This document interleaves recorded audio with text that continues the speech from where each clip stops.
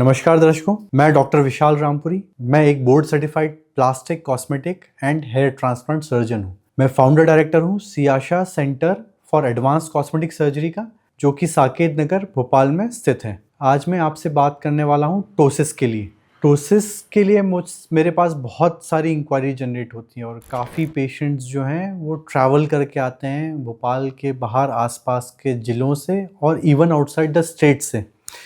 तो सबके मन में ये आशंका होती है, ये क्या है, क्यों हो गया है, इसका ट्रीटमेंट कैसा होगा, क्या रिजल्ट्स परमानेंट होंगे, आगे उनको लाइफ में कुछ दिक्कत तो नहीं आएगी, विजन में कोई दिक्कत तो नहीं आएगी। और ये बहुत कॉमन समस्या है और पेशेंट घबराए हुए होते हैं और मोस्ट प्रोबेबली उनको सही दिशा निर्देश कंसल्टेशन नहीं मिल पाता है।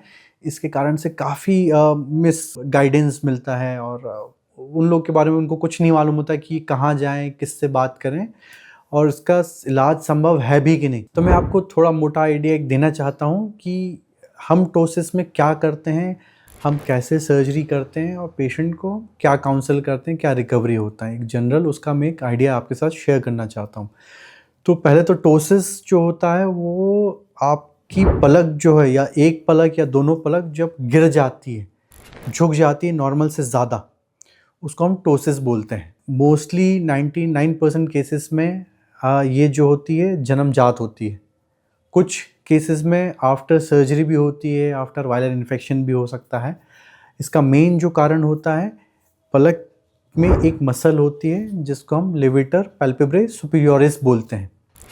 उसकी जब डिसफंक्शन, उसमें जब कमज़ोरी पैदा हो जाती है और वो पलक का वेट नहीं उठा पाती है और पलक गिर जाती है, इसको हम टोसिस बोलते हैं।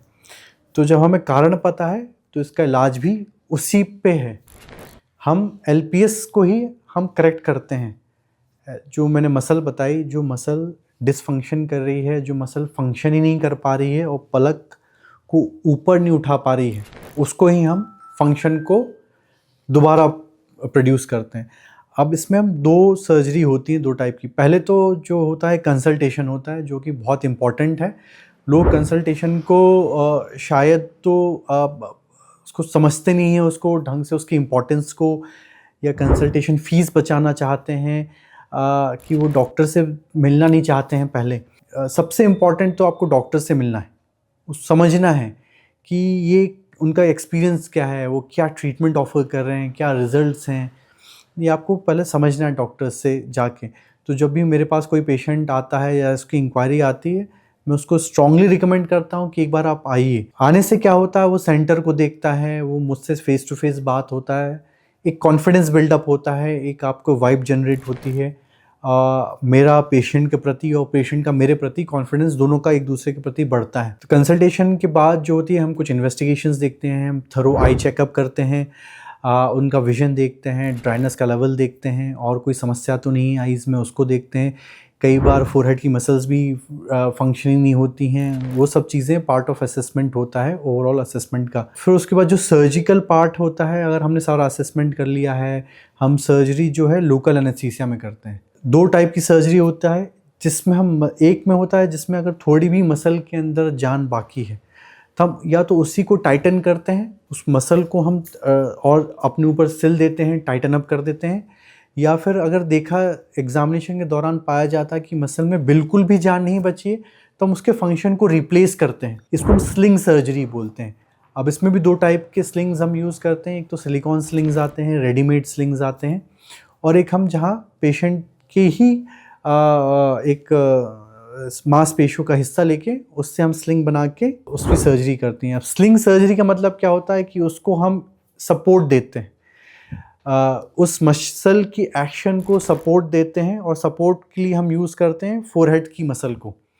तो जब भी आप फोरहेड ऊपर करेंगे, आपकी मसल ऊपर होगी, आपके पलक ऊपर जाएगी। और हम उसको, अगर एक ही तरफ का, तो हम उसको मैच करते हैं कि अपोजिट जो पलक है उसके से मैच करके हम उस पलक को उसकी पोजीशन पे लाते हैं। अगर दोनों पलक इन्वॉल्व है तो हम एक फिक्स्ड, जो एक उसका लैंडमार्क है, उस पे लाके उस पलक को हम फिक्स कर देते हैं। अब सर्जरी लोकल एनेस्थीसिया में होती है। ये अराउंड, मान के चलिए, करीब 1 घंटे का पूरा प्रोसीजर होता है, और आप उसके कुछ देर हम क्लिनिक में अपने सेंटर पर रोकते हैं कुछ देर के लिए, एक आध घंटे के लिए मॉनिटरिंग के लिए, उसके बाद आप जा सकते हैं। कुछ एक ड्रेसिंग रहती है जिसमें हम आई पैच लगाते हैं, पूरी तरीके से आई कवर कर देते हैं, क्योंकि अगर हम स्लिंग सर्जरी कर रहे हैं या टाइटनिंग भी कर रहे हैं तो कुछ समय तक पलक खुली हुई रहती है, तो हम उसको खुला हुआ नहीं छोड़ने देते हैं। सोते समय दिक्कत पैदा हो सकती है, और बिलीव में ऐसे कोई ज़्यादा प्रॉब्लम नहीं होती है। आई पैच को हम may be 3 days 5 days 7 days according to the severity उसको हम निकाल देते हैं। देन आपको हो सकता है सोते वक्त आपको सिर्फ एक आई कवर का यूज़ करना पड़े, उसके अलावा कोई भी इसमें समस्या नहीं आती, ना इसमें आपके फ्यूचर में विजन में कोई दिक्कत होती है, ना फ्यूचर में इसका रिकरेंस होता है। कुछ समय तक का प्रिकॉशन ज़रूर रखना पड़ता है, स्लिंग सर्जरी हो कि चोट ना लगे, और उसको एक पर्टिकुलर आपको बचा के रखना पड़ेगा अपने आप को। यूजुअली आपको शावर हम 3 दिन बाद अलाउ कर देते हैं, आप शावर ले सकते हैं, उसमें कोई दिक्कत नहीं है। कुछ हम आई ड्रॉप्स देते हैं, एंटीबायोटिक सुन्न करने का, कुछ आर्टिफिशियल टीयर्स होते हैं, कुछ एंटीबायोटिक, कुछ सूजन की दवाइयाँ होती हैं जो कि चलती हैं, आई ड्रॉप्स चलते हैं। उसके अलावा बहुत ही स्ट्रेट फॉरवर्ड है, बहुत ही अच्छे रिजल्ट्स हैं, लॉन्ग लास्टिंग है, परमानेंट है। मेरे पास कबड्डी प्लेयर्स तक आके करवा के जा चुके हैं जो कि नेशनल टीम में सेलेक्ट होके now they are national level kabaddi players. तो कबड्डी का मैं इसलिए एग्जांपल दे रहा हूँ क्योंकि वो कॉन्टैक्ट स्पोर्ट है, उसमें आपको चोट लगने के ज़्यादा चांसेस होते हैं। उसके बाद भी कुछ नहीं हुआ उस क्लाइंट को। तो इसके बारे में अगर आपके मन में और सवाल हों, कुछ शंकाएं हों, कुछ क्वेरीज हों, तो आप इस दिए हुए नंबर पे मुझे कांटेक्ट कर सकते हैं। And do follow me on YouTube, do follow me on Instagram and Facebook. उसमें आपको और सारे रिजल्ट्स दिख जाएंगे और सारे टेस्टिमोनियल्स दिख जाएंगे। And kindly keep following me, keep subscribing me, keep liking my videos. इसी के साथ थैंक यू एंड नमस्कार।